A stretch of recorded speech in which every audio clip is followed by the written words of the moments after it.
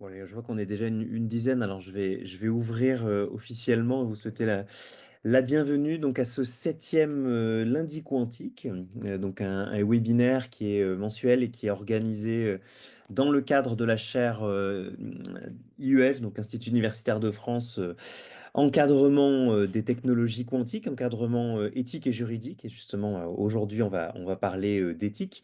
Avant d'ouvrir le webinaire, je voudrais simplement signaler à celles et ceux qui sont en ligne ou bien qui nous regardent, qui nous regarderont en différé, que la programmation donc, des prochains lundis quantiques est déjà en ligne. Donc, vous pouvez le retrouver sur le site du Cevotech, hein, le Centre d'études des évolutions des technologies quantiques. Et donc, on a une programmation qui va s'étendre avant la période estivale jusqu'au 5 juin. Donc, il y a encore deux lundis quantiques. Il y en aura deux au mois de juin.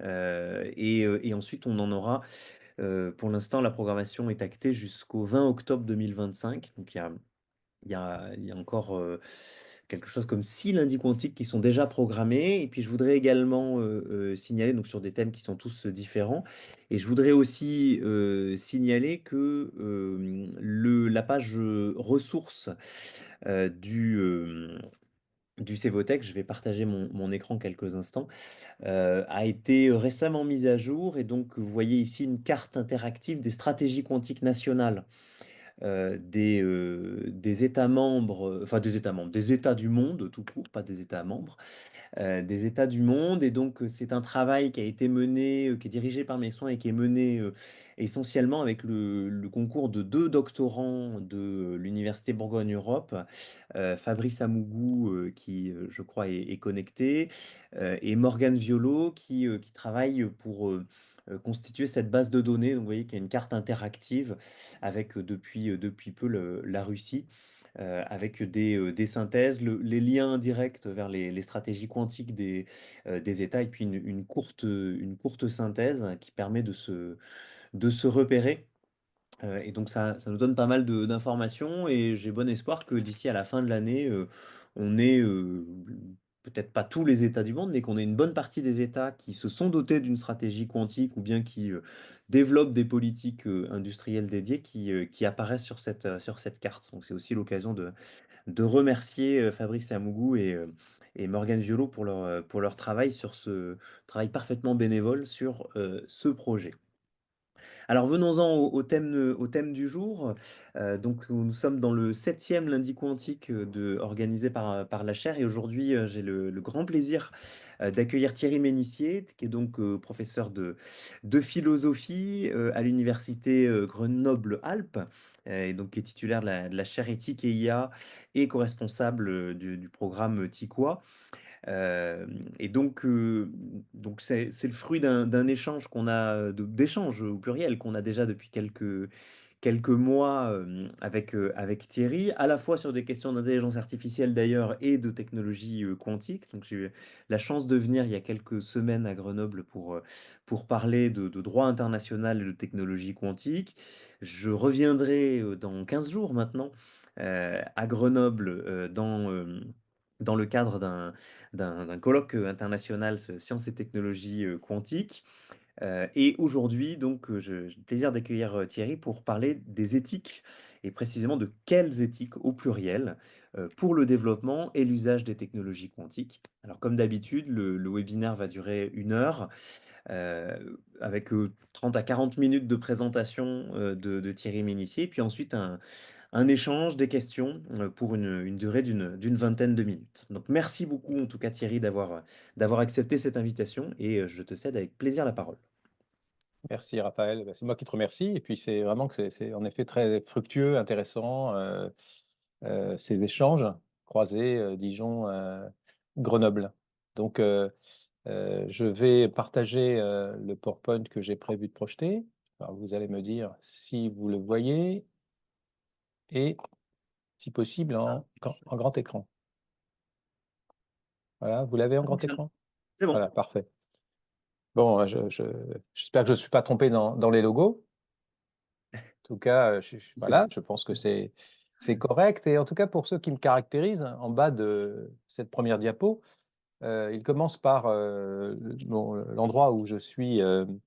attaché pour la formation, hein, la partie, formation de mon emploi d'enseignant-chercheur, l'Institut d'administration des entreprises, donc en gros l'école, publique de management de l'université de Grenoble, où, j'ai un poste qui s'intitule Sciences humaines et innovation depuis 2012. En fait, comme je vais l'expliquer, c'est mon cœur de spécialité. Je suis un philosophe politique, plus précisément spécialiste, d'un auteur très important qui est Machiavel, heu, à l'école, duquel j'ai été formé, de tous les autres aussi, mais enfin souvent en philosophie, on a un auteur, de prédilection. Pour moi, c'est Machiavel et j'en suis venu à travers, sa pensée à interroger le phénomène, social, économique, politique de l'innovation. Alors, par ailleurs, je suis, un des chercheurs de l'Institut de philosophie de Grenoble, qui est l'équipe, ex-équipe d'accueil, de l'université de Grenoble en philosophie. Alors, je suis ici précisément du fait, en effet, comme Raphaël l'a rappelé, au titre de 2 sous-spécialités, si on peut dire comme ça, qui à savoir l'éthique des technologies et plus particulièrement, l'éthique des innovations technologiques en numérique et intelligence artificielle et aussi, plus récemment, celles qui concernent ou qui impliquent le quantique.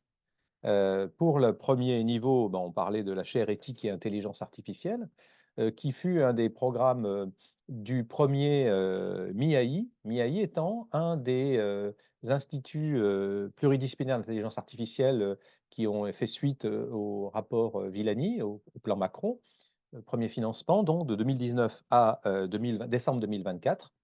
Et parmi les 30 chaires qui avaient été, labellisées, financées, la chaire éthique et intelligence artificielle donc en faisait partie et on a tenu notre place, de pionnier à l'époque, dans le dialogue pluridisciplinaire, impliquant 7 disciplines, autour de la question des relations entre éthique et intelligence artificielle. Et puis le programme TIQUA, qui est un programme plus court de 3 années, qui concerne, la fédération Quantalps, qui est la fédération, grenobloise, des savoirs quantiques. Petit programme dans lequel, en somme, il nous est, demandé, aux deux co-responsables, hein, la professeure Amélie Favreau et moi-même, d'animer la réflexion en sciences humaines et sociales autour des innovations quantiques. Alors voilà, d'où la réflexion globale, vous voyez, qui m'amène ici. Alors comme je l'ai dit, moi, mon sujet, c'est la question des innovations. J'y suis venu à travers une réflexion plus générale, suite à mon habilitation à diriger des recherches qui avait donné un premier ouvrage qui s'appelle «La liberté des contemporains». Ma question était, de savoir quel type de civilité politique, de constitution, en un mot, les Grecs avaient un seul mot pour, dire les 2 choses, quelle politeia pour les sociétés contemporaines. Et c'est sur ces entrefaits, quand je réfléchissais à ces choses-là, qu'est apparue, une expression étonnante dans un appel à projet, très important, pour la France car il était original, porté par, mis en œuvre par l'Agence nationale de la recherche en 2011, qui s'intitulait «Société innovante», terme que je n'avais jamais entendu et que, après une petite enquête, personne n'avait jamais entendu. En fait, c'est donc une sorte de concept original qui m'a permis d'approfondir. Alors, l'appel à projet société innovante, en fait, qui appelait à faire travailler ensemble les sciences pour l'ingénieur, sciences, technologies, santé et sciences humaines et sociales, ainsi qu'on ne le faisait pas en France avant les années 2010. Eh bien, cet appel à projet a été répété en 2012 ou 2013, puis ensuite, il a été répété une troisième fois avec, sous ce titre «Société innovante, intégrante et adaptative». Vous voyez, c'est pas beaucoup plus clair, il me semble. Et donc ça a donné quand même, vous voyez, quelques années de travail. J'y suis encore en fait et j'ai pu quand même, proposer une première synthèse avec un ouvrage qui s'appelle «Innovation, une enquête philosophique» en 2021. À partir de maintenant, le code couleur, c'est, quand c'est en violet, c'est, mon invention conceptuelle. J'en arrive à cet ouvrage dans cet ouvrage à proposer un concept, une expression conceptuelle, à laquelle je tiens beaucoup, pour avoir observé, et même participé à la dynamique de l'innovation sur le site grenoblois, qui est assez réputé pour cela, pour avoir moi-même contribué au savoir de l'innovation dans des communautés d'innovation, avoir apporté ma pierre de philosophe, avoir observé donc, pour avoir lu beaucoup de littérature, dans différentes disciplines. C'est une de mes spécialités, c'est la volonté, le souhait de nourrir la philosophie de l'observation, je viens de le dire, mais aussi de, l'apport, des disciplines qui sont en capacité notamment de mesurer, par des, entretiens, des enquêtes quantitatives, et cetera. Donc en ayant beaucoup lu, d'économie par exemple, de sociologie autour de l'innovation, de sciences politiques, j'en suis venu à proposer ce concept. Je trouve qu'on reconnaît un philosophe au fait qu'il est capable de proposer des concepts qui ont une valeur descriptive, ce concept d'innovation sauvage. L'innovation sauvage, pour quiconque s'intéresse, par exemple, à la pensée du père fondateur de l'économie de l'innovation, j'ai nommé Joseph Alois Schumpeter, personne ne peut être surpris par cela.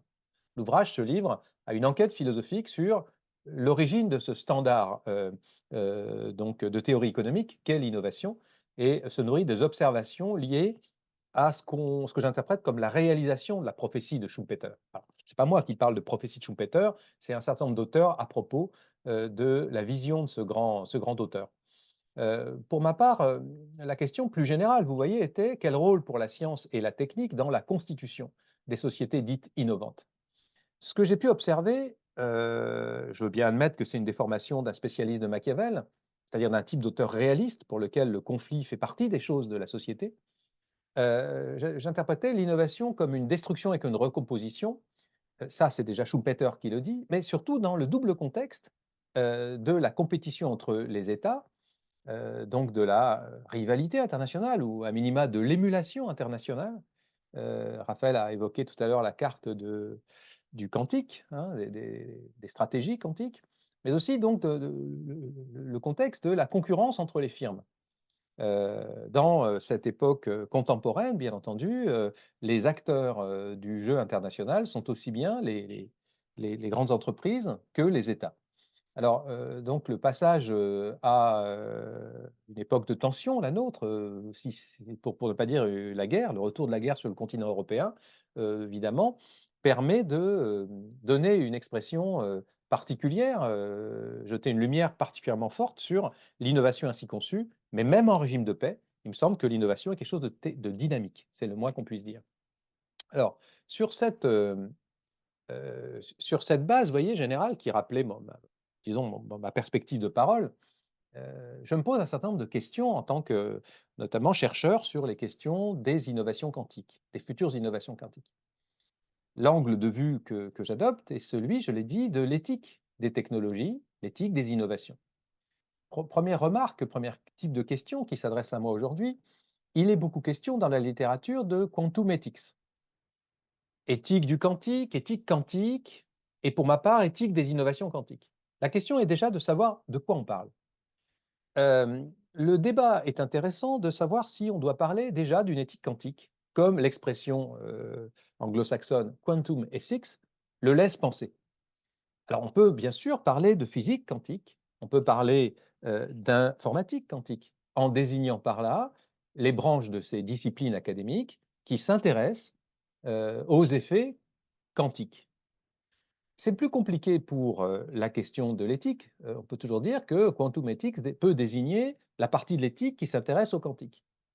Faudrait-il pour autant dire que l'éthique est devenue quantique grâce à, sa, capacité de prendre en compte les phénomènes quantiques? Alors, ça peut sembler une question rhétorique, eh bien ça ne l'est pas, notamment du fait qu'un auteur extrêmement important pour l'éthique environnementale, Bert Kalikot, a proposé dans un article, je trouve extrêmement important, le fait de dire en réalité, la, manière d'appréhender, la nature à travers le quantique peut amener l'éthique à se transformer. Alors à ma connaissance, j'ai un peu étudié les choses, mais à ma connaissance, et donc sauf erreur de ma part, pour l'instant personne n'a encore, tellement relevé, le gant lancé par Bert Kalikot qui en appelle à l'époque, de la connaissance quantique à une transformation de l'éthique. Vous voyez, c'est un sujet, ouvert pour moi, c'est là-dessus que je travaille plus particulièrement. Évidemment, ça va avoir un rapport avec ce que je vais dire. Je le dis, c'est une question, je n'ai pas encore la réponse. Finalement, c'est à cette question initiale que j'ai le moins la réponse par rapport aux 2 autres questions. La deuxième question en cours pour moi, dans la perspective d'une réflexion sur l'éthique des technologies quantiques, des innovations quantiques, c'est de savoir si nous ne sommes pas, grâce au caractère, assez émergent en fait des sujets qui sont les nôtres, nous n'avons pas une opportunité pour sortir de ce qu'on appelle du dilemme de Collingridge. Alors Collingridge est un collègue, qui avait écrit en 1980, un livre important sur le contrôle social des technologies et avait proposé ce dilemme qui est assez connu hein, dans la réflexion, disons, des sciences humaines et sociales sur la société. Ce dilemme, donc, met en tension deux positions.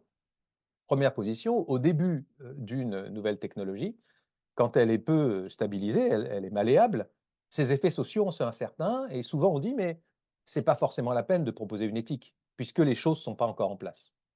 Et puis, l'autre, disons ce qui est mis en tension, c'est l'autre position qui est de dire: «Bah, en tout cas après un stade avancé, les effets sociaux sont peut-être évidents, mais la technologie est tellement bien en place avec des acteurs qui sont rodés à leurs échanges, qu'il est impossible de transformer les choses malgré parfois les effets sociaux négatifs». Alors comme je l'ai dit tout à l'heure, je viens de passer 5 années extrêmement intenses sur l'éthique des technologies. Alors c'est bien simple, pour l'éthique de l'intelligence artificielle, et du numérique, alors qui constitue, enfin je souris parce que ça constitue mon ordinaire. En fait, les choses sont claires. Il est impossible de changer les choses. Tout ce qu'on peut attendre d'une éthique, de l'IA aujourd'hui, c'est quelque chose d'assez superficiel. Alors on pourra s'expliquer là-dessus tout à l'heure. Je soutiens cette position que le dilemme de Colin Gridge pour l'éthique de l'IA, il est réglé pour le pire. C'est-à-dire que les jeux d'acteurs sont tellement en place qu'il n'y a pas la place pour une éthique, au sens où en tout cas personnellement, je l'entends, une éthique philosophique qui pose des questions vraiment importantes, sérieuses, en termes de responsabilité des acteurs, en termes notamment de responsabilité environnementale. En tout cas, on voit bien les grandes difficultés qu'il y a du fait que, le dilemme est résolu, du fait qu'un des partis, finalement, l'emporte sur l'autre. Alors c'est pas encore le cas, pour ce qui est du quantique et je me rends compte en fréquentant, d'une part, des informaticiens dans l'Institut pluridisciplinaire d'IA, de l'autre, des physiciens au sein, des, laboratoires, de la fédération quantique. Leur position d'ailleurs personnelle est assez différente sur la question de l'éthique. Enfin, vous l'avez compris, moi je ne vais pas poser la question de enfin, en d'autres termes qu'en termes éthiques et avec en vue une éthique philosophique. En d'autres termes, je n'aborderai pas la question de la responsabilité juridique.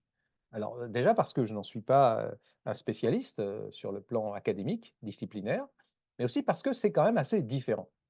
La responsabilité éthique, je vais en reparler au fil de l'exposé, heu cette thématique a été, ranimée, très, très fortement, là encore au début des années 80, fin des années 70, par un auteur majeur pour, la tradition de théorie morale qui est, Hans Jonas avec, son livre Le principe responsabilité, dont le sous-titre est «Une éthique pour la civilisation technologique».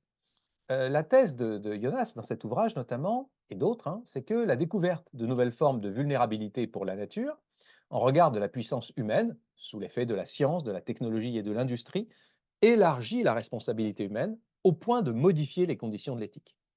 Alors, est-ce que le quantique, heu, pareillement, peut modifier les conditions de l'éthique? Alors, on va voir que moi, j'ai une position personnelle, que je vais vous dire plus tard, qui dialogue, avec, la question posée par Jonas. Cette,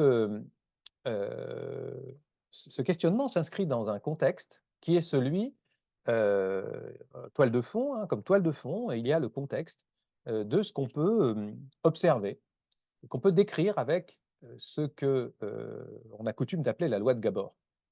Alors on parle de loi de Gabor entre guillemets parce que ça n'a rien d'une loi, même si c'est un prix Nobel de physique qui l'a énoncé, hein. Denis Gabor, vous voyez, à la fin de sa vie, avait proposé, l'idée que, la société technique, progresse à une certaine vitesse en fonction d'un principe fondamental. Ce qui peut être fait techniquement le sera nécessairement.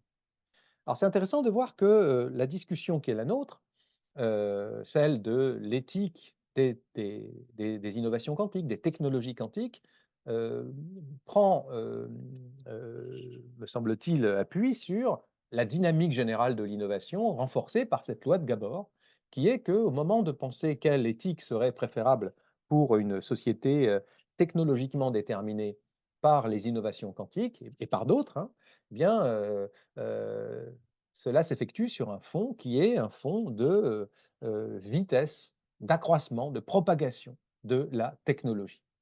Alors, Gabor lui-même critiquait cela. On dit loi de Gabor. Bon, d'abord, ce n'est pas une loi, c'est une vision, une interprétation, et en plus, c'est une interprétation critique. Quant au problème de la responsabilité éthique que j'ai évoqué tout à l'heure, une remarque que j'ai envie de faire, moi, par rapport à la grande thèse impérative sur le plan éthique proposée par Jonas, que le changement dans les technologies, lui, il parlait par exemple du nucléaire, mais aussi de l'industrie pétrochimique, hein, doit amener un élargissement de la conscience. Moi, il me semble que si l'on veut parler de responsabilité éthique, il faut restituer plus finement les choses. Bon, Jonas est un auteur issu de la théorie morale, pour ma part, plutôt de la philosophie politique. Donc c'est assez différent. En philosophie politique, on est sensible aux conditions concrètes, si vous voulez, sociales, politiques, d'émergence, par exemple, des questions éthiques.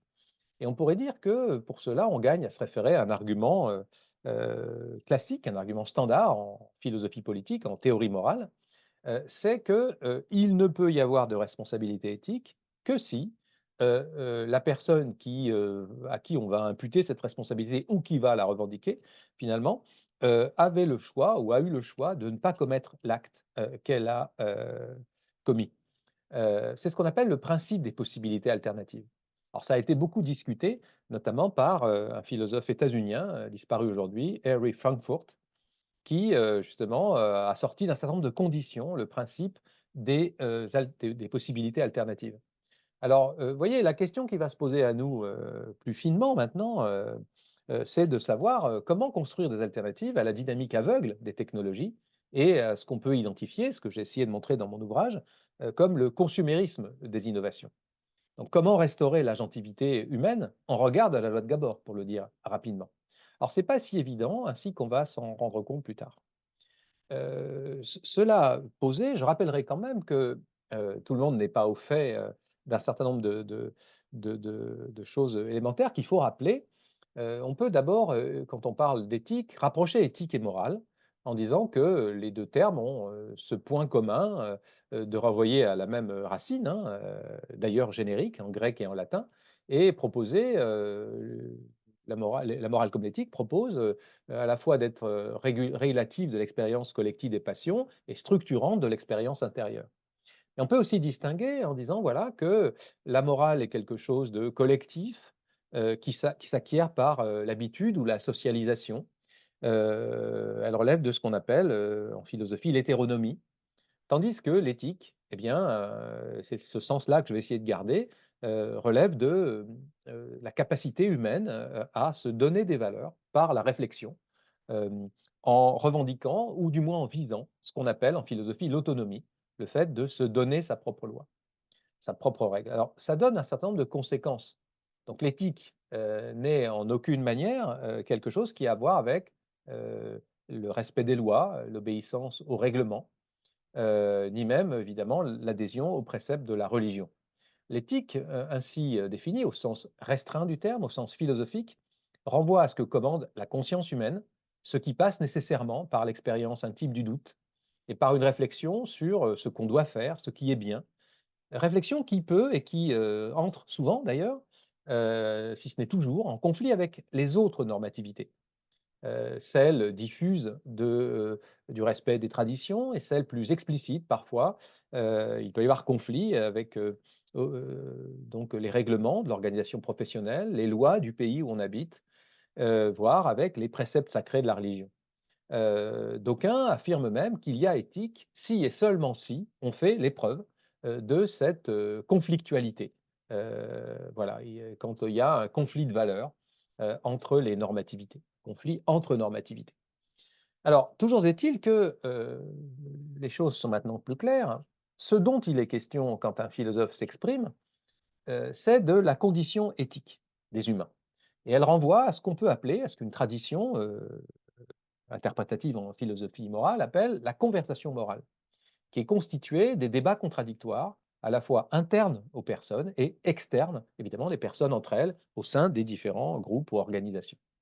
Vous voyez, il s'agit, vous voyez, de passer d'une position naturelle à une position outillée, en fait, réflexive. C'est pour ça que vous voyez ce cerveau avec donc équipé de ce qu'il est nécessaire comme dispositif sociotechnique pour y voir clair. Alors, en fait, vous allez me dire: «Mais enfin, Thierry Ménissier, vous parlez, de l'éthique en général». Alors il est vrai que ma manière de faire, spécifique, propre à disons mon équipe, c'est d'envisager, l'éthique des technologies, ici les technologies d'IA, là les technologies, liées aux innovations quantiques, l'éthique liée à l'innovation aux innovations quantiques, envisager donc cette réflexion éthique en regard des problèmes fondamentaux de l'humanité. C'est une manière assez philosophique d'envisager l'éthique des technologies. On peut procéder autrement. J'ai des collègues qui procèdent autrement et qui disent, voilà, par exemple, on va penser l'éthique pour les ingénieurs sans faire référence aux grandes théories philosophiques qui évoquent la condition morale. Alors ça me semble quelque chose d'assez difficile à faire, mais enfin, en même temps, je m'y suis moi-même essayé, ainsi qu'indiqué sur cette diapo, avec le travail que j'ai pu faire dans le contexte de la chaire éthique et intelligence artificielle, le travail que j'ai pu faire à propos de ce que j'appelle les 4 éthiques de l'intelligence artificielle. Mon souhait, quand je veux comprendre un phénomène, social, c'est, donc, d'observer les pratiques et j'ai pu voir que, avant même d'évoquer des grands problèmes philosophiques ou même métaphysiques, ce qu'il faut pourtant faire, ce sont bien des acteurs situés qui revendiquent pour leur conception, académique, scientifique, technologique et industrielle, certaines formes de raisonnement éthique. Ainsi, je ne vais pas rentrer dans le détail de cet article très long, mais j'ai pu isoler, l'éthique que proposent les informaticiens, ce qui s'appelle la computer ethics, l'éthique que proposent, les gens qui travaillent plutôt dans la robotique, qui est assez différente. C'est, donc, des types de discours éthiques assez différents. Bah, du fait qu'en effet, l'écriture du code d'un côté et un agent conversationnel de l'autre sont des choses qui impliquent des problèmes différents déjà. Leur propre positionnement dans la chaîne de valeur et de sens de la production académique fait que ces auteurs, ces collègues, donc se positionnent autrement. Ainsi, l'éthique numérique, la digital ethics, propose encore autre chose. Alors, pour notre part, nous avons, essayé de mettre en place ce que j'appelle l'éthique des usages de l'IA par référence à, la logique, des dite user experience, donc la logique centrée usager, pour créer de l'innovation. Alors par référence à cette, logique centrée usager de l'innovation, nous avons proposé, dans plusieurs travaux, plusieurs ateliers, l'éthique des usages de l'IA, qui, a, comme principe l'inclusion la plus grande possible, en vue d'un co-design éthique, des parties prenantes de la chaîne de valeur et de sens, du numérique et de l'IA. Alors, je dis ça, on y reviendra tout à l'heure, c'est quelque chose qui me semble extrêmement important de garder en tête pour penser la meilleure forme, en tout cas selon moi, hein, de, raisonnement éthique à propos des technologies et des innovations quantiques. Ce qu'on peut tout simplement remarquer avec, ce que je viens de dire, c'est que les 3 premières formes, qui sont différentes mais qui possèdent des liens, de mobilisation d'une réflexion éthique. Ces 3 premières formes liées aux laboratoires d'informatique, aux entreprises qui font du numérique et de l'IA, où l'on fait de l'éthique incontestablement, les choses ne sont pas sans éthique, hein, dans la conception même du numérique et de l'IA. Eh bien, en fait, ces secteurs-là, accordent implicitement, une importance très, très forte à un type de raisonnement éthique, qui est le raisonnement de type utilitariste. Or, il me semble que si l'on veut réellement faire de l'éthique de l'IA et du numérique, il faut mobiliser d'autres formes de raisonnement éthique. Alors, qu'est-ce à dire? Eh bien, je m'explique. Je m'explique avec cette diapo, qui est un peu le centre finalement de mon exposé. Heu, Penser éthiquement, c'est toujours se déterminer en adoptant une forme de justification, une forme de raisonnement qui permet de justifier son action, justifier les choix. Alors, je viens de le dire, la plupart du temps, en fait, on se borne à l'utilitarisme, c'est-à-dire calculer son avantage, hein, maximiser son intérêt. C'est, une forme de raisonnement qu'on appelle le conséquentialisme. Or, la tradition universelle, si vous voulez, de philosophie morale nous montre qu'il y a d'autres formes de raisonnement éthique. Je ne vais pas avoir le temps de détailler, mais très connu est la forme de raisonnement. Mais je ne parle même pas d'éthique particulière, même si je mentionne, vous voyez, visuellement des auteurs. Il y a John Stuart Mill, représentant, fier représentant de l'utilitarisme, qui est le fleuron du type de pensée, du type de raisonnement conséquentialiste.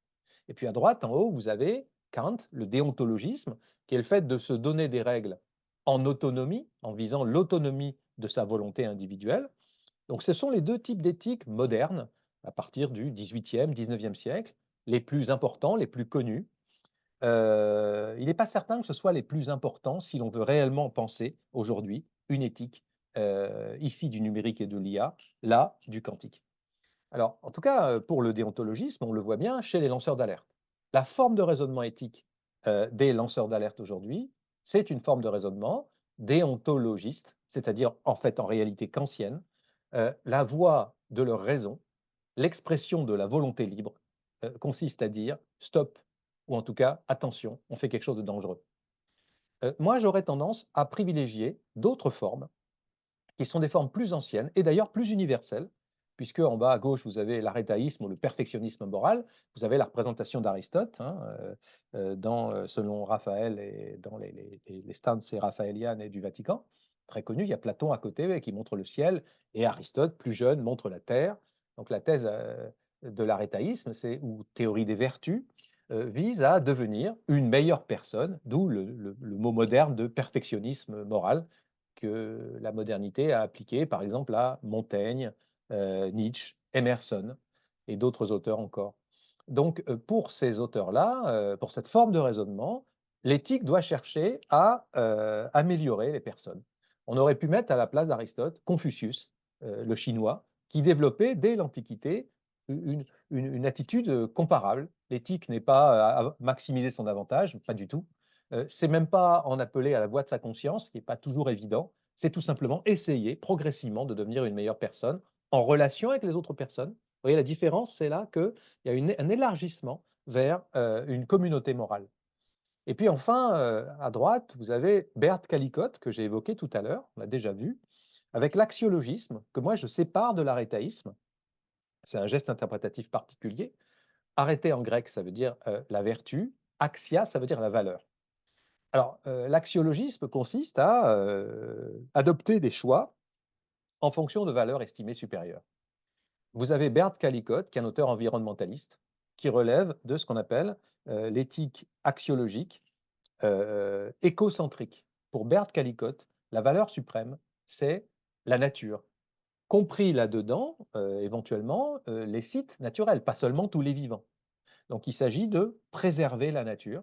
Tel est le choix éthique majeur et à vrai dire le seul possible. Vous voyez, il y a une sorte de concurrence entre les formes de raisonnement éthique et évidemment entre les différentes éthiques des différents auteurs, mais ce n'est pas de cela dont on parle ici.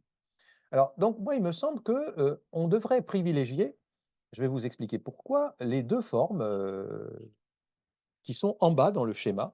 Voilà. Alors, pour le comprendre, il faut ajouter des éléments. Je vais le faire un peu rapidement. Il faut ajouter trois polarités. D'abord, la plupart du temps, en éthique, on distingue, parfois on oppose le principisme de la casuistique. Le principisme consiste, comme pour, ça a été le cas en bioéthique, hein, il y a maintenant 60 ans, à déterminer des principes qui vont permettre d'orienter l'action. Ainsi, l'autonomie, la bienfaisance, la non-malfaisance et la justice. On a pu voir que c'est récemment dans la littérature en éthique de l'IA, par exemple, des auteurs se revendiquaient principistes en essayant de montrer que la seule bonne éthique est principiste. Tandis que notre collègue, savant collègue éthicien Bernard Bertschi, dans ce très bon article, tempère un peu tout le monde en disant, attendez, le principisme est une chose importante à condition d'être accompagné de casuistique, c'est-à-dire d'observer la manière dont il y a une interaction entre les principes et les cas qu'ils doivent solutionner. C'est ma première remarque pour ajouter à cela. Deuxième remarque importante, pour moi en tout cas, on a coutume de revendiquer ou même de mettre en avant l'utilitarisme dont la forme de raisonnement est conséquentialiste en disant que c'est minimal et très efficace de ce fait. Ainsi procédait un auteur que j'ai fréquenté, qui m'intéressait comme personne, on a beaucoup discuté et polémiqué, Reuven Augien, aujourd'hui disparu, qui disait, voilà, de toute façon, vous apprécierez, le travail éditorial sur la couverture. «L'État nous rendit-il meilleur? Nuit gravement à la santé», donc j'étais en total désaccord, puisque, en tant que philosophe, je suis fonctionnaire depuis que j'ai commencé et j'espère bien que l'État nous rend meilleurs. C'est en tout cas, il me paye pour ça. Et et donc nous polémiquions souvent parce que Rubénogien a tendance, notamment dans «L'éthique aujourd'hui», hein, dont le titre je trouve est fallacieux, à dire que, ben, le devoir envers soi-même, donc vous avez compris le kantisme, la recherche de l'excellence, donc l'arétaïsme, toute éducation morale est maximaliste, c'est-à-dire vouée d'avance à l'échec dans une société pluraliste, composée d'individus dont le principe démocratique porte que l'éthique doit être un laisser-faire, laisser-aller. Donc il y a, pour moi, chez Ruben, quelque chose de libertarien, je le dis franchement. Voilà. Alors c'est intéressant parce qu'on va voir où ça nous emmène cette affaire-là. Enfin, il faut ajouter que tout débat éthique se trouve partagé entre d'un côté un relativisme moral éthique et la position naturaliste et universaliste. Alors c'est intéressant de voir que on a souvent dit que le scepticisme, par exemple celui de Montaigne, celui de Diderot, amenait un relativisme qui détruisait l'éthique. Je pense qu'aujourd'hui, il faut dépasser ça. En réalité, bien entendu, l'éthique n'a, rien d'universel, ni de naturel. En revanche, cela induit bien que, l'éthique procède, de quelque chose qui, sans être jamais évident, peut bel et bien exister, mais va être l'objet d'une discussion et de compromis toujours instables. Donc en fait, c'est ce que j'évoquais tout à l'heure par la conversation morale. Alors cette, position finalement, vous voyez, à la fois, générale des 4 formes de raisonnement, assortie aujourd'hui, des polarités, par lesquelles je complète ce panorama, nous donne à penser en regard de la crise environnementale et de l'interpellation, fameuse de Greta Thunberg, hein, le court extrait là, sur, YouTube que vous pourrez voir de son intervention à l'ONU en 2019 nous donne, encore, des frissons, moi, en tout cas à moi, c'est cette interpellation: «Comment osez-vous?» Vous voyez? Donc ce qui est intéressant, c'est qu'on peut peut-être, grâce à, ce travail, sur le fond de l'éthique, hein, se demander, quel minimalisme éthique peut, aujourd'hui résister à l'indignation éthique, suscitée par l'urgence environnementale. C'est la deuxième polarité évoquée. Cette urgence environnementale ne constitue-t-elle pas la base possible pour un nouvel universalisme? Hein, par rapport à la dernière polarité. Et enfin, est-ce que finalement, aujourd'hui, l'éthique n'a pas à voir avec une gestion entre le principisme et la casuistique des cas environnementaux, qui lui donne un sens tout à fait important pour aujourd'hui.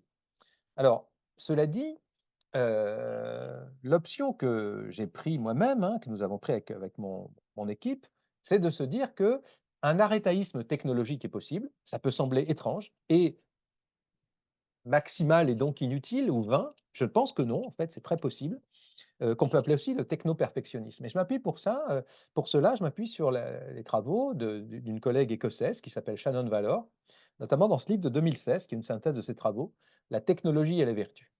Alors, Valor, met bien en avant le haut degré d'ambition de la, démarche, qui consiste à dire: «Attention au technosolutionnisme», de croire que les problèmes de la société, de la condition humaine éventuellement, peuvent être réglés par la technologie. Elle dit: «Non, non, c'est impossible tant qu'on ne sera pas sorti, non seulement de cette fausse évidence, qui va créer d'autres problèmes, bien sûr, ça c'est bien connu en histoire des sciences et des techniques, mais aussi qui va nous faire croire qu'on peut trouver simplement un jeu des intérêts et un intérêt général. Intérêt général qui d'ailleurs existe comme une vague métaphore, mais qui n'est pas vraiment pensé à l'ère des technologies ni algorithmiques ni quantiques. Alors, en tout cas, ce qu'elle vise à proposer comme ce qu'elle propose comme réflexion, c'est à entendre à un double niveau. D'abord, il faut veiller, dit-elle, dans une vraie démarche d'éthique des technologies, à ce que les usages technologiques ne nous empêchent pas de mener une vie morale. Or, il se trouve que c'est le cas quand des dispositifs techniques, socio-techniques, par exemple comme des réseaux sociaux, comme des chatbots, ont été designés sans considération éthique. Par exemple, sans suffisamment de sollicitude et d'empathie. On peut trouver de la solitude existentielle, voire il peut y avoir des relations passionnelles, comme sur les réseaux sociaux, on peut le voir, il y a de la haine qui se déchaîne. Ce n'est pas que l'humain est mauvais, c'est que le dispositif sociotechnique n'a pas été designé grâce à la bonne forme de raisonnement éthique. Voilà ce que dirait Shannon Valor. Il est même possible d'envisager, dans un sens réellement maximaliste, hein, là j'en conviens, que la technologie nous permette de devenir la meilleure version de nous-mêmes. Alors, ces questions, pour moi, prennent sens sur le fond, vous l'avez compris, du problème environnemental. Et j'en suis venu à penser, à démontrer dans mon travail dans les articles, dans les ouvrages que j'écris sur l'innovation, que l'innovation véritablement améliorante et donc, si vous voulez, réellement éthique, ne provient jamais du tout technologique, mais du type de société et même de socialité qu'il faut faire naître collectivement avec la science et la technologie. OK. Cela dit, reste le problème de la responsabilité environnementale. Car les philosophes qui appellent, philosophes du changement climatique, dont par exemple notre collègue Gardiner de l'université de Washington, ont bien montré que nous sommes face à une tragédie finalement, éthique, du changement climatique. En identifiant le fait que la responsabilité morale traditionnelle, par exemple celle déterminée par Hans Jonas, est nourrie, littéralement et traversée par plusieurs facteurs de corruption. On pourra y revenir. Un effort supplémentaire est nécessaire. Toujours est-il qu'on peut donner des exemples d'arrêtaïsme technologique responsable du point de vue environnemental. C'est ma façon de dialoguer avec Gardiner. Euh, Ivan Illich, dans les années 70, hein, c'est quand même assez ancien, proposait un concept de convivialité. La convivialité était quelque chose qui concerne profondément la société technologique, mais une société technologique débarrassée des méfaits de l'industrie, hein, au sens où il les caractérise hein, comme monopole, hein, effet de monopole, le suroutillage monopolistique, et au profit d'une vertu qu'il a du mal à nommer. Il la nomme par référence à l'eutrapelia d'Aristote, tel que Thomas d'Aquin la reprend, une vertu qui n'exclut pas tous les plaisirs, mais seulement ceux qui dégradent une situation personnelle, qui combine la joie et l'austérité, tel est le trapélia ou sobriété. Alors c'est intéressant parce que, vous voyez, c'est une approche arétaïque, perfectionniste, une approche des vertus qui vise, vous voyez, la conception aussi bien que l'usage des technologies. C'est ça qui me semble intéressant de souligner. Alors, pour terminer avec cet exposé, hein, vous voyez, pas prendre trop de temps, avec mon équipe, on a essayé de développer sur des projets de recherche l'éthique des usages de l'IA et pourquoi pas l'éthique de l'usage des technologies quantiques, qui se base sur un débat sur les valeurs, qui confronte les concepteurs, les professionnels, les usagers, éventuellement les prescripteurs, et on s'aperçoit très vite que toutes ces catégories de personnes n'ont pas du tout les mêmes valeurs. C'est-à-dire qu'en fait, il faut faire droit à la conflictualité des valeurs. Et ce qui faisait très peur à Ruvén-Augien, manifestement, c'est la dimension, vous voyez, de conflictualité. Il n'y a rien d'évident comme intérêt, mais enfin, il me semble conforme à la nature de la démocratie, comme le signalait Max Weber, d'assumer ce qu'il appelait le polythéisme des valeurs, voire la guerre des dieux. Alors, nous avons dans la chaire éthique et IA proposé des expérimentations sur des projets de recherche liés à la médecine, aux technologies euh, numériques et algorithmiques de médecine. On a publié là-dessus un gros article. On a créé une méthode qui permet d'imaginer, de concevoir et de développer une éthique du et pour le co-design des technologies de santé. Alors voilà un peu une diapo de synthèse. Hein. Alors c'est jamais facile à créer, hein. Shannon Valor a bien raison, c'est une démarche qui prend du temps, qui implique que les personnes discutent de manière assez approfondie et qu'on les nourrisse des formes de raisonnement éthique. Ça donne des résultats intéressants parce qu'on s'aperçoit que les mêmes personnes, si on leur permet de raisonner avec un peu de temps, de manière utilitariste d'un côté, de manière arétaïque de l'autre, ou axiologique, vont se trouver elles-mêmes en conflit dans leur choix. Moi, il me semble, je peux vous garantir en philosophe, j'engage la parole de la philosophie là-dessus, qu'il n'y a véritablement éthique que si l'on crée finalement ce débat, parfois ce conflit intime sur les choix qu'on doit faire. Alors, vous voyez, c'est très coûteux, hein, c'est évidemment pas du tout évident et je comprends qu'on ait envie de se passer de ça, mais enfin, ça me semble tout à fait nécessaire. Et pour terminer, en fait, ce que nous essayons de faire au présent, au sein du projet TIQUA, grâce à nos amis de la Fédération de recherche, innovation, connaissance et société de l'Université Grenoble-Alpes, c'est notamment de créer, à leur initiative, hein, et je suis très content que nous puissions financer notamment ces opérations grâce au projet TIQUA, proposer des ateliers de design fiction, qui, à mon avis, portent quelque chose de profondément éthique, qui ressemble, si vous voulez, à ce que nous avons fait de manière plus restreinte, hein, sur les technologies, d'intelligence artificielle pour les soins et la santé. En effet, le faible maturité des technologies quantiques, est redoublée par, donc sur l'échelle de la TRL, hein, l'échelle de maturité des technologies quantiques, par une encore plus faible, pardon, maturité ou une plus forte immaturité, sur l'échelle, donc, des usages, la social readiness level. Les possibles, ne sont jamais écrits du point de vue des usages en tout cas. Je ne pense pas qu'il le soit davantage du point de vue de la conception, scientifique ou même technologique. Et en tout cas, ce que j'ai pu me rendre compte depuis des années sur le site grenoblois, hein, c'est que l'imagination sociopolitique des scientifiques et des ingénieurs est faiblement développée. C'est-à-dire que, en fait, l'utopie, par exemple, qui est un type d'exercice permettant d'ouvrir le possible, n'est pas pratiqué. Donc souvent, on se dit: «Bah, le monde, il est comme il est». On arrive finalement à ce risque majeur qui est de reproduire avec le quantique, mis en société, le modèle standard de l'innovation sauvage. Donc, qu'est-ce que c'est que l'innovation pour les technologies quantiques? La même chose que l'innovation sauvage, en pire, puisque c'est multiplié par la puissance incroyable du calcul. Et vous vous souvenez toutes et tous comment s'appelle euh, euh, la la lutte actuelle pour la supériorité. On parle de suprématie quantique, avec une métaphore que le philosophe politique pourrait longuement commenter, celle de la suprématie. Alors, face à, ce risque-là, à cette situation, il me semble que la meilleure forme de travail auquel on peut se livrer, c'est de conjuguer, les formes de raisonnement éthique, pour inventer un narratif commun qui permettrait d'ouvrir l'avenir. Alors, c'est jamais facile dans l'humanité de transformer, hein, les choses.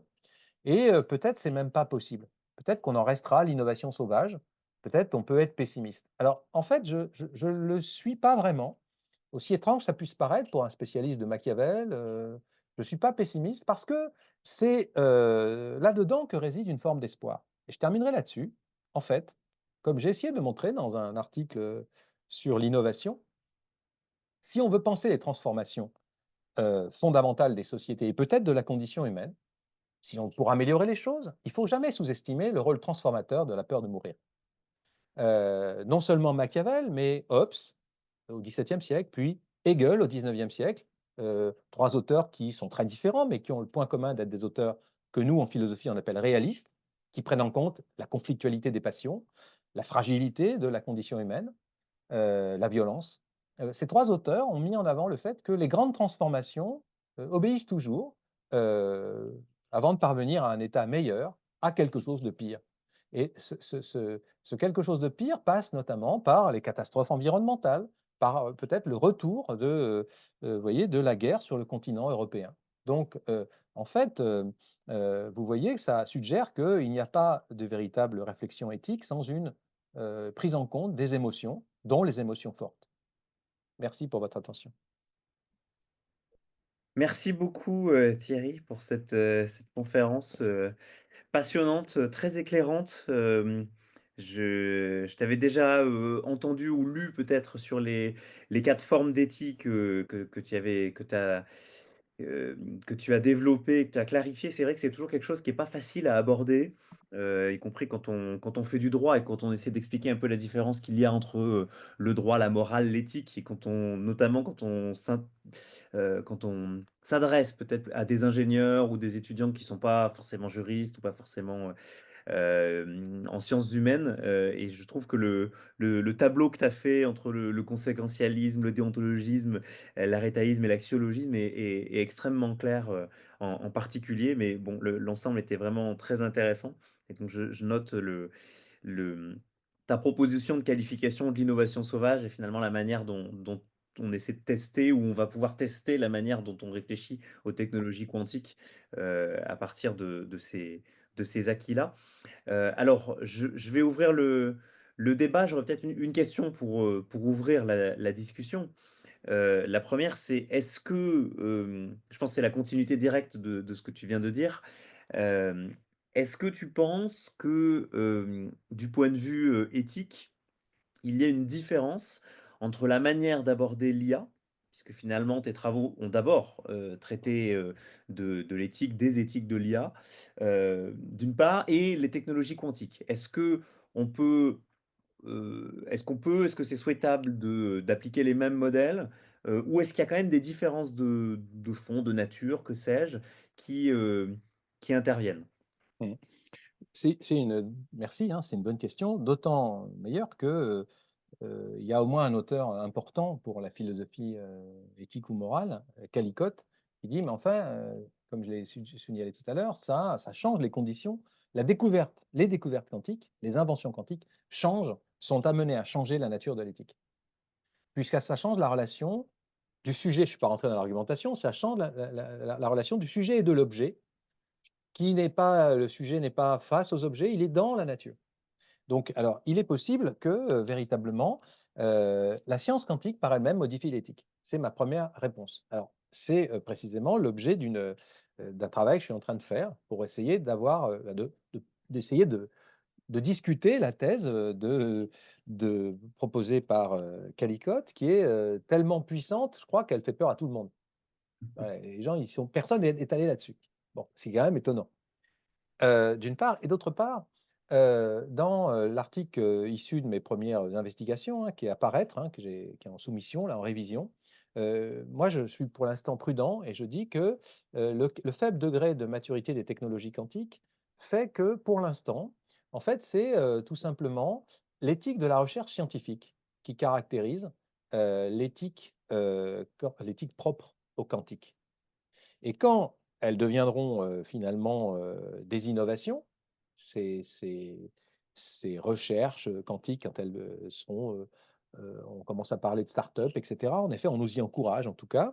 Bah, alors là, ça relèvera d'un autre régime, difficilement qualifiable, qui est l'éthique des innovations. Alors ça, l'éthique des innovations, je suis bien placé pour savoir que stricto sensu, ça n'existe pas, en fait. J'ai essayé de montrer que jusqu'ici, c'est l'éthique libérale. Alors, puisqu'en fait, on parle d'innovation et c'est pas une invention, une innovation. C'est quelque chose qui est mis en marché, qui dépend des choix d'usage. Alors, donc, il se trouve que les choses sont assez différentes, tant du point de vue, du faible degré de maturité que du fait que, bah, si on passe directement dans l'éthique des innovations, bah, dans ce cas-là, ça relèvera du régime général de l'éthique libérale.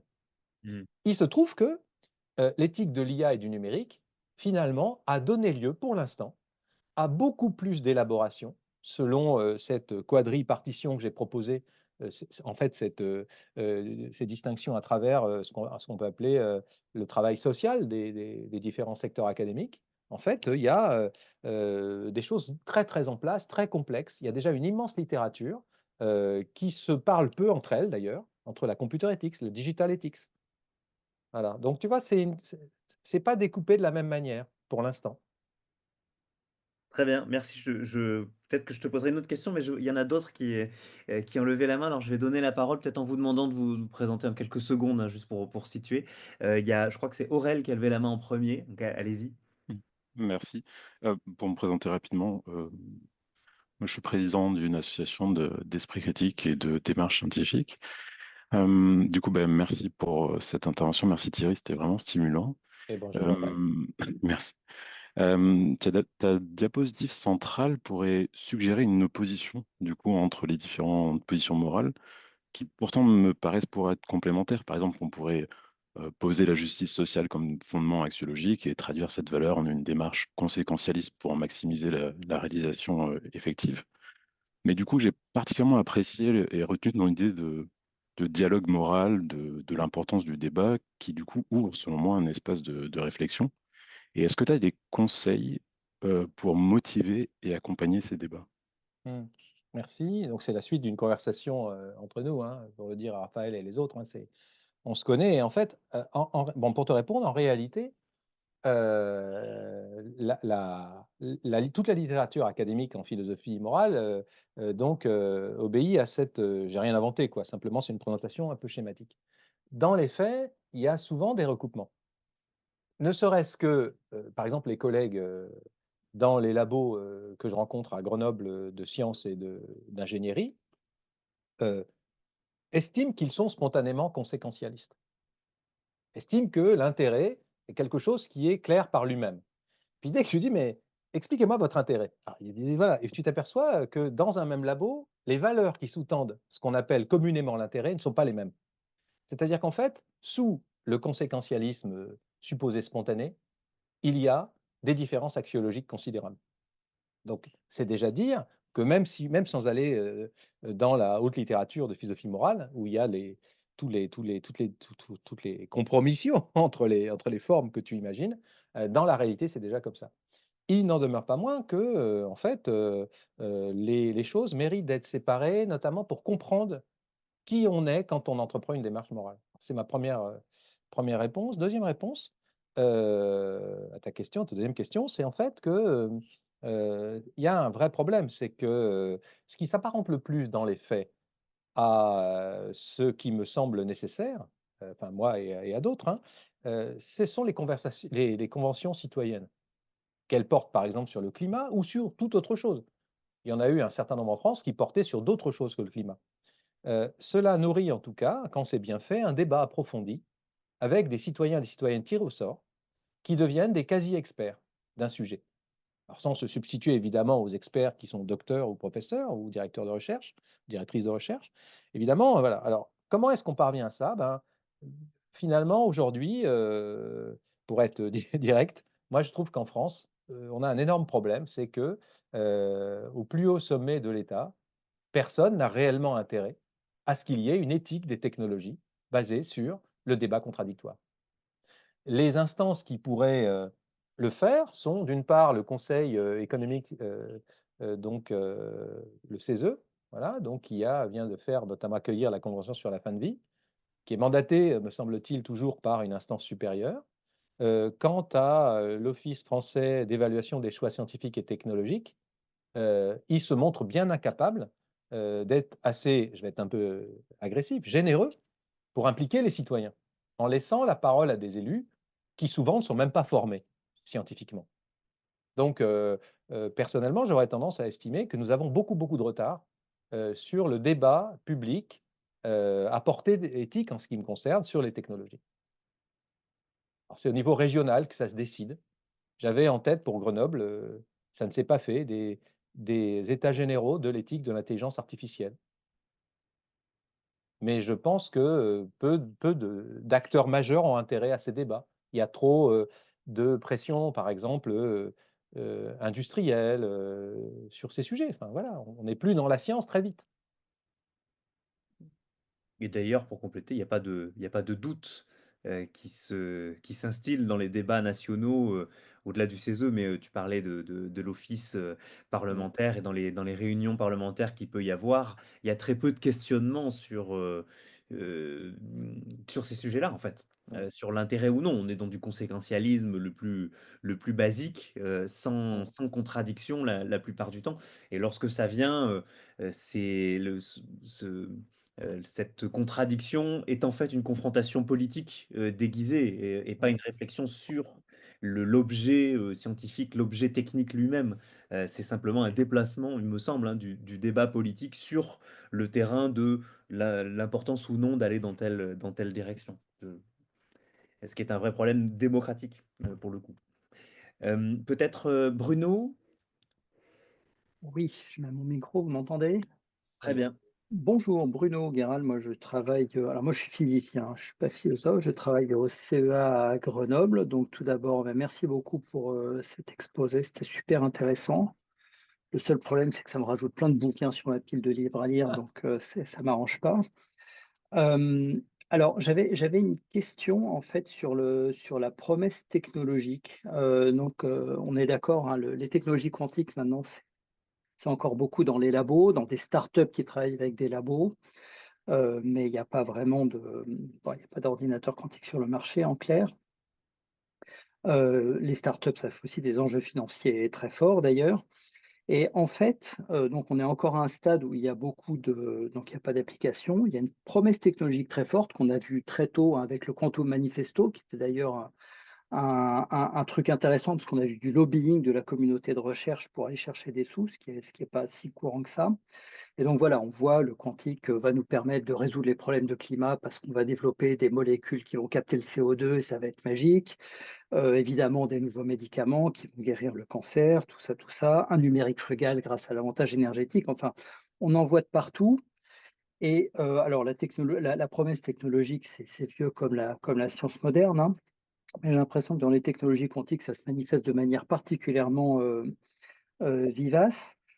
Et donc, puisque tu as dit, Thierry, qu'effectivement, là, on est encore dans un cadre d'éthique de la recherche scientifique, j'ai l'impression que cette promesse technologique aussi, tu as dit personne n'a intérêt finalement à un débat contradictoire sur l'éthique de l'innovation. Donc là, j'ai l'impression que cette promesse technologique, ça arrange tout le monde. Ça arrange les labos qui ont de l'argent, ça arrange les startups qui lèvent des fonds, ça arrange le politique qui dit bah, on fait du quantique et puis ça va nous résoudre plein de problèmes. Ouais. Et donc, j'aimerais avoir ton avis sur cette question, en particulier dans le domaine des technologies quantiques, de la promesse technologique et des problèmes éthiques que ça peut apporter en termes de crédibilité de la parole scientifique. Parce que si cette promesse n'advient pas, eh ben, à un moment où on a particulièrement besoin que la parole scientifique soit crédible, est-ce que ça pose pas un problème dans la relation science-société particulièrement important? Merci beaucoup. Question très riche, hein, et au fait, en effet, de toutes la situation contemporaine, hein, qui est complexe, confuse. Moi, je comprends très bien les collègues sur le site grenoblois et les physiciens quantiques en général, hein, les collègues qui décident de ne pas suivre, essayer tant que possible de ne pas suivre cette course à la transformation de la science en innovation. C'est parce qu'en effet, je suis d'accord avec toi, c'est à ce compte-là que la science gardera un pouvoir de, face à en se construisant de manière réticente, elle gardera une force de résistance qui joue sa crédibilité. Parce que, évidemment, la science et la mise en société des découvertes et des inventions, c'est 2 choses différentes. Je pense que notre gouvernement n'est pas très, soit il n'a pas compris, ce qui m'étonnerait, soit c'est pas très respectueux. Et c'est très dangereux aujourd'hui sur un autre plan. On ne peut pas dire on veut lutter contre la désinformation, contre les fake news, contre la manipulation d'un côté, et amoindrir le pouvoir des scientifiques de l'autre, le pouvoir symbolique de dire non à la marche industrielle. Alors je suis parfaitement d'accord avec ça. Je trouve que voilà.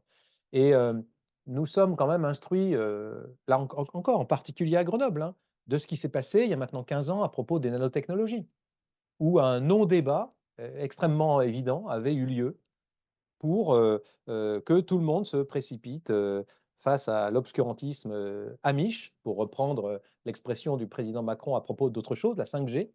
Pour résister à l'obscurantisme, il fallait aller absolument du côté de la science qui nous ouvrait un horizon industriel radieux. Donc je pense qu'en effet, il faut être très très prudent, quoi. Et c'est une prudence factuelle, c'est que pour l'instant les choses sont pas claires, mais même de principe. C'est une question de principe de dire science et innovation sont 2 choses différentes. Voilà. Il est clair que d'ailleurs le ministère de l'enseignement supérieur et de la recherche n'ajoute plus innovation depuis quelques années. Nous nous sommes appelés MESRI, nous nous appelons plus MESRI. Je sais pas pourquoi quelqu'un a eu la bonne idée d'enlever innovation. Il y a toute une Voilà. étude à faire sur les titres des ministères. Peut-être dernière question pour Pierre. Oui. Ah, merci Raphaël. Merci beaucoup, Monsieur Ménissier, pour votre exposé. Vraiment très intéressant, très clair. Alors, j'avais des questions sur le perfectionnisme moral, mais on en a déjà beaucoup parlé, donc je vais passer là-dessus. Par contre, j'avais une question plus sur sur le discours. Ce qui ressort beaucoup des causes en matière de problématiques, et ce qui fait beaucoup l'objet des discussions, c'est les usages de la technique, les usages de la technologie, notamment les technologies quantiques sur les problématiques de déchiffrement avec les ordinateurs quantiques. Mais il y a une autre cause dont on parle peut-être moins, qui est pas spécifique au quantique, mais qui est peut-être accentuée, c'est l'usage des concepts. Alors, par exemple, en intelligence artificielle, on peut débattre de la question de l'intelligence et tricher avec le mot et essayer de créer des faux débats sur la création d'une intelligence, une véritable intelligence artificielle. Mais s'agissant des technologies quantiques, le problème, il est accentué à mon sens, parce que ici, on va avoir tout un tas on peut parler de charlatans, hein, qui vont abuser de concepts qui sont très mal compris et très complexes. Je pense à la superposition quantique, je pense à tous les grands principes, hein, de la mécanique quantique, qui vont eh bien ici tricher avec ces concepts pour créer des théories relativement fumeuses. Alors pour l'exemple, je sais pas si vous avez vu passer la vidéo des pompiers des Yvelines qui nous faisait une conférence en expliquant qu'on pouvait modifier son ADN par la volonté en utilisant les principes de la mécanique quantique. Et on pourrait en citer des centaines d'exemples comme ça. J'aurais aimé avoir votre avis sur est-ce que ça rentre dans le même questionnement éthique, l'usage des concepts dans ce domaine-là, que sur les craintes qu'on pourrait avoir sur l'usage de la technique, ou est-ce qu'on est sur deux problématiques très différentes? Mmh. Quelle est Ouais, votre ouais. opinion sur ce sujet? Alors, c'est un peu plus qu'une opinion parce je trouve que la le quantique ouvre un registre magique. C'est à prendre très au sérieux. C'est ce que fait, par exemple, le meilleur d'entre nous en philosophie, et tellement meilleur d'entre nous qu'il est aussi physicien, Alexei Greenbaum. Nous avions fait venir Greenbaum pour la conférence inaugurale du programme TIQUA et qui avait suscité la discussion avec les physiciens présents dans l'amphi, hein, à Grenoble, à propos de cette idée, si on lève le mystère sur le quantique, si on lève ce qu'il appelle, par référence à un des pionniers, hein, le halo d'incertitude, alors qu'est-ce qui va remplacer cela? Et en fait, il y a à considérer sur la portée imaginaire des usages immodérés, hein, je suis bien d'accord avec vous, Pierre, hein, de la notion de quantique et des différents concepts mal compris et impliqués malgré tout. Donc, vous avez mis de côté aussi tout ce qui concerne le corps quantique, la médecine quantique. Voilà. Alors, bon, peut-être qu'ils correspondront peut-être un jour à des choses qui sont pas installées, mais pour l'instant, en effet, ça correspond à du fantasme. Alors, c'est intéressant de se dire que, à la marge entre la science quantique, euh, elle, bien réelle, nourrie des théories ou des équations de la mécanique quantique et des expérimentations, donc il y a ce halo d'incertitude qui nourrit un imaginaire. Greenbaum avait cette thèse provocante de dire, mais tant mieux, ça stabilise un registre de la croyance qui, sans cela, ira ailleurs. Et alors, c'est intéressant de se dire que la science obéit, moi je vais un peu plus loin que lui, là, si vous me permettez, à ce que Georges Canguilhem, hein, le philosophe des sciences, épistémologue, hein, appelait l'idéologie scientifique. Il y a un beau texte de Canguilhem sur l'idéologie scientifique. Il parle, lui, il parle de la manière dont on peut observer historiquement comment la théorie cellulaire a fonctionné socialement, comment elle a eu des effets sociétaux. Hein, lui, c'est un spécialiste de philosophie de la médecine, de biologie, d'histoire des sciences naturelles. Et il dit, voilà, si on observe vraiment qu'il y a eu toute une série de fantasmes autour, parce que c'est très ancien, hein, l'histoire des cellules, ça remonte à la fin du XVIIe siècle, avant qu'il y ait une validation expérimentale. Donc, l'idéologie scientifique, c'est la manière dont une science puissante, et Dieu sait si le quantique est cette branche de la physique extrêmement puissante et prometteuse, on l'a dit tout à l'heure, donc enrôle des effets d'imaginaire qui vont évidemment ne pas concerner la science et plutôt ne pas être validés, bien que certains seront validés. Donc certaines élucubrations venant bien avant qu'on puisse valider quoi que ce soit, vont donner quelque chose. Donc, moi, il me semble que le quantique joue ce rôle et qu'il y a quelque chose de l'ordre de cette idéologie scientifique qui cristallise le halo d'incertitude, qui permet donc une expression à la fois sociétale, imaginaire, fantasmée, mais bel et bien réelle. Bah, merci beaucoup pour tous ces éléments. Alors, je vois qu'il y a Fabrice Abougou qui lève la main. Alors, vraiment pour une question courte, parce qu'on a déjà dépassé l'horaire. Donc, allez-y, Fabrice. Je ne veux pas retenir Thierry trop longtemps, ni tous les participants. Alors, Fabrice, si vous voulez prendre la parole, voilà. Oui, merci, Raphaël. Merci, Monsieur Ménissier, pour cet exposé. C'est que mon micro est un peu, ma caméra a quelques petits soucis. Donc, je vais rapidement. Je voudrais demander à Monsieur Ménissier, à côté des quatre formes d'éthique qu'il a évoquées tout à l'heure, j'aimerais savoir s'il a un avis ou alors est-ce qu'on peut envisager une éthique de la régulation ou des modalités de régulation des technologies quantiques? C'est une question qui m'est venue à l'esprit spontanément lorsqu'il a évoqué le dilemme de Colin Gage. Spontanément. On se pose souvent la question de savoir à quel moment est-ce que le droit doit intervenir, généralement, en amont, quand on est au stade de la recherche, ou alors en avant, parce que les technologies, ou alors le projet est déjà bien implanté. Donc, spontanément, c'est cette question qui m'est venue à l'esprit. Ben, Désolé. moi, merci, j'aurais tendance à vous répondre avec beaucoup de prudence. Vous avez vu, j'ai pris la casquette de l'éthique et sans jamais prendre celle du droit, hein, du contrôle de la régulation juridique. En effet, parce qu'il me semble qu'on pourrait doubler mon intervention d'une intervention de juriste pour demander quelles sont les formes de raisonnement juridique, comment elles s'appliquent plus ou moins aux innovations technologiques, dont celle du quantique, et aussi comment est-ce qu'on sort du dilemme de Colin Gage avec le droit. Euh, et ce que j'ai répondu tout à l'heure à la question de Raphaël, c'était de dire, de toute façon, il y a de l'éthique en laboratoire et peut-être après, bon, bah, très différente dans les innovations, qui est plutôt très très souple, hein. Bah, c'est un peu la même chose pour le droit, c'est-à-dire qu'il n'y a jamais de situation anomique. Euh, Ça, il faut l'entendre, il n'y a jamais de situation anomique, ni en éthique, ni, me semble-t-il, je ne suis pas juriste, mais en droit. Toujours quelque part un code, un règlement qui régit les pratiques humaines. On en a même trop d'ailleurs, en fait. Oui, Voilà, certainement. voilà, Mais c'est oui, ma réponse. il faudra doubler effectivement ta conférence avec celle peut-être de juriste. Je pense que Amélie aura l'occasion de venir à une occasion ou une autre, mais ce sera hyper intéressant effectivement d'avoir l'autre pendant. Bon bah écoutez, merci beaucoup à toutes et tous. On a largement dépassé l'horaire, c'est la première fois. Les discussions ont été denses, donc c'est plutôt très positif. Il faudra sans doute un moment pour digérer tout ça. En tout cas moi de mon côté. Alors pour conclure, simplement, je rappelle, puisqu'en général la vidéo est vue en rediffusion, qu'il y a quelques événements donc, qui arrivent. D'abord, l'événement à ne pas manquer, c'est la semaine du quantique qui va être organisée à Grenoble fin mai, puisqu'il y a plusieurs journées de réflexion, de workshops, de colloques aussi. Donc voilà, allez voir sur le site, ça doit être sur le site de Tikwa, je pense. Mhm. Avec donc tout un, et puis je le mettrai, je l'intégrerai dans la vidéo. Donc avec beaucoup d'événements autour du 20 mai.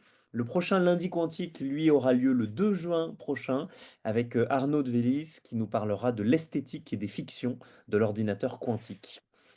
Et puis ensuite, on aura un autre lundi quantique le 16 juin avec Charles Babin, qui est physicien à Dijon et qui nous parlera des centres NV et de leurs applications aux technologies quantiques. Donc, vous voyez qu'on va aborder plein de thèmes différents et ensuite on s'arrêtera pour l'été et je reviendrai parler le 1er septembre pour une bonne rentrée de la souveraineté à l'ère quantique. C'est moi qui interviendrai et qui animerai ce lundi quantique. Voilà, merci beaucoup encore Thierry pour ton intervention vraiment passionnante. Je vois que tu m'as transmis le PowerPoint de ton intervention, donc je le publierai avec la vidéo à côté, avec ton autorisation.